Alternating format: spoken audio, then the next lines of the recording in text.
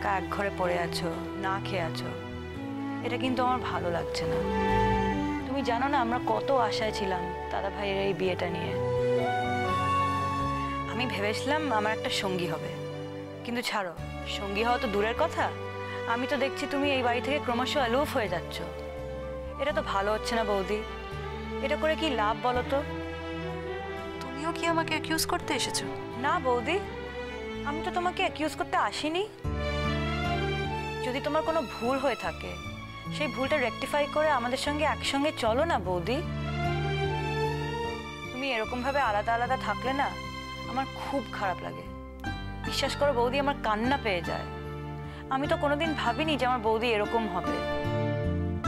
সব ভুল কি আমারই বলেন? আমারই ভুল? তুমি তো একটা লেখাপড়া জানা শিক্ষিত মেয়ে, তুমি কলেজে যাও, তোমার কত বন্ধু বান্ধব, তাদের সাথে তুমি ইন্টারঅ্যাক্ট করো।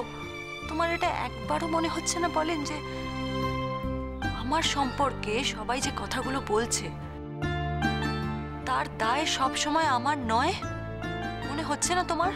দেখো, কি হয়েছে আর হয়নি ওটা তো আমি চোখে দেখিনি, তাই আমি তোমাকে বলতে পারবো না যে তুমি দোষী না অন্য কেউ দোষী।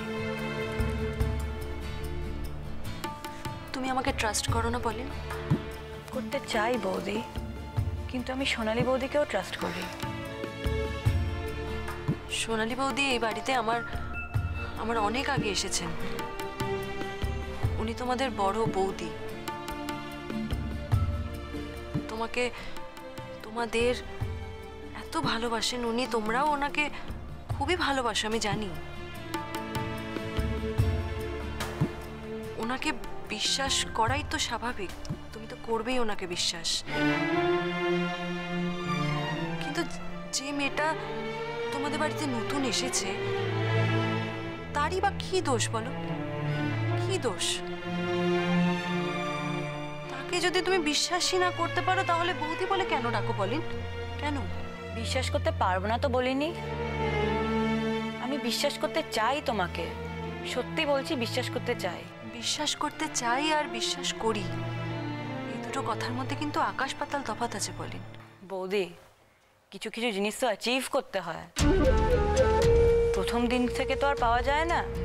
এটা সেরকমই একটা, তোমাকেও দিনে দিনে অ্যাচিভ করতে হবে। তুমি এই সংসারে নতুন,